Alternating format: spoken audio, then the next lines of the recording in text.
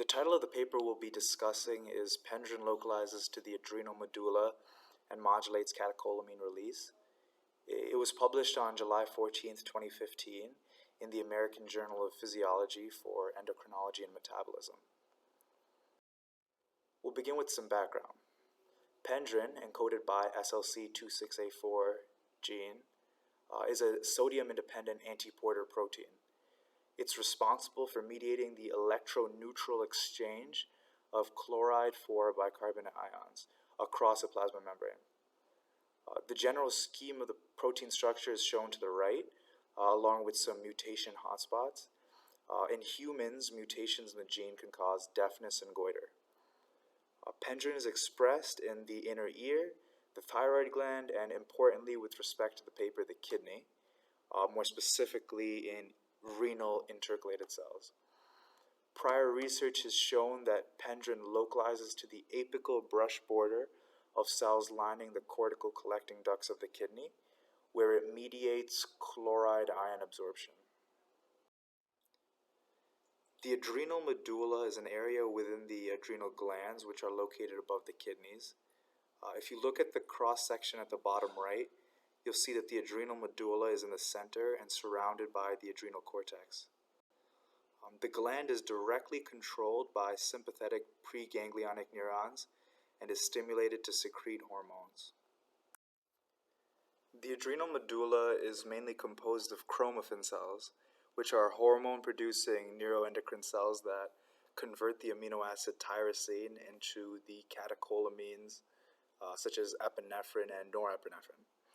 If you look at the image on the right, you can see the arrows pointing to individual chromaffin cells as seen in cross-section under a microscope.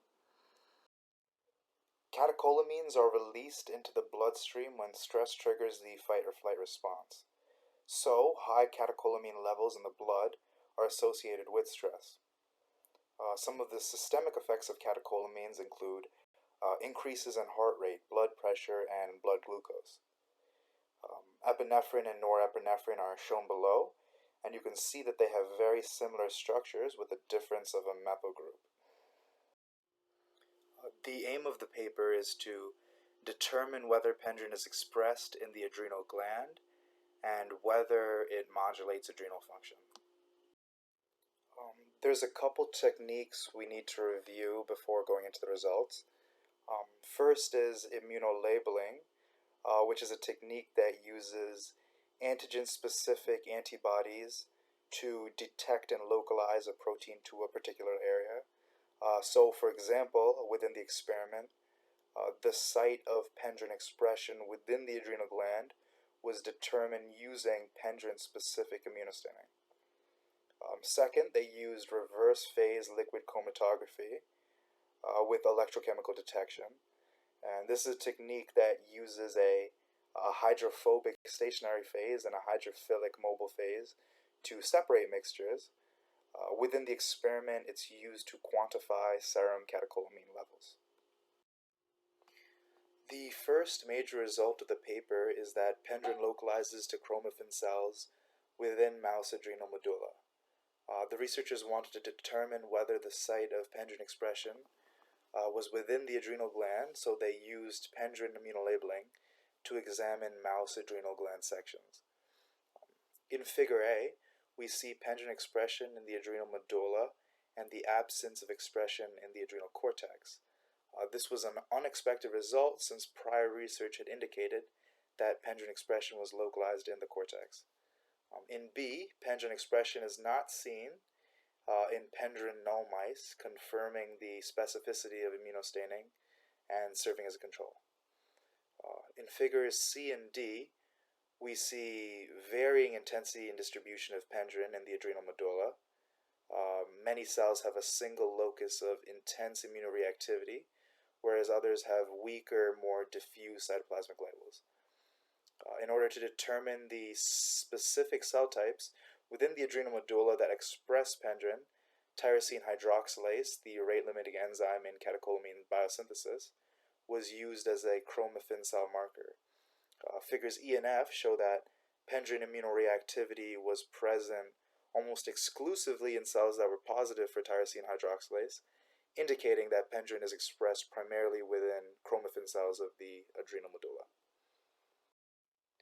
Because pendrin is expressed in chromaffin cells, the researchers were prompted to measure serum catecholamine concentration in wild type and in pendrin null mice bearing chronic indwelling catheters.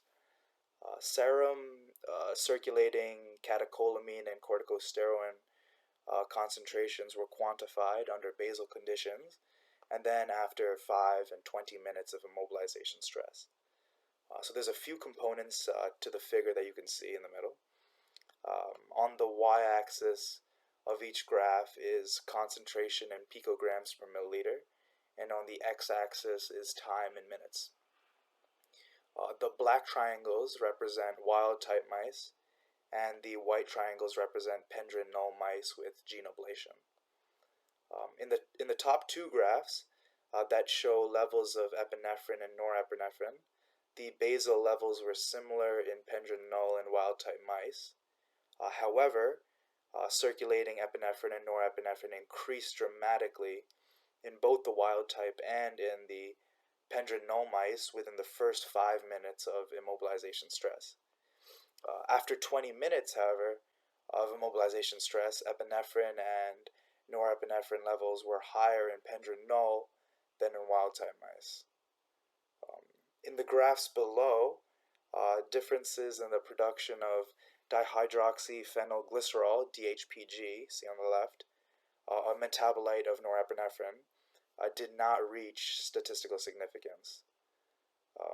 Additionally, there were no differences between wild-type and pendrin null mice in circulating dopamine or the dopamine metabolite DOPAC, either under basal conditions or following immobilization stress. From these graphs, the researchers concluded that pendrin gene ablation or deletion increases stress-induced release of epinephrine and norepinephrine, but not of dopamine.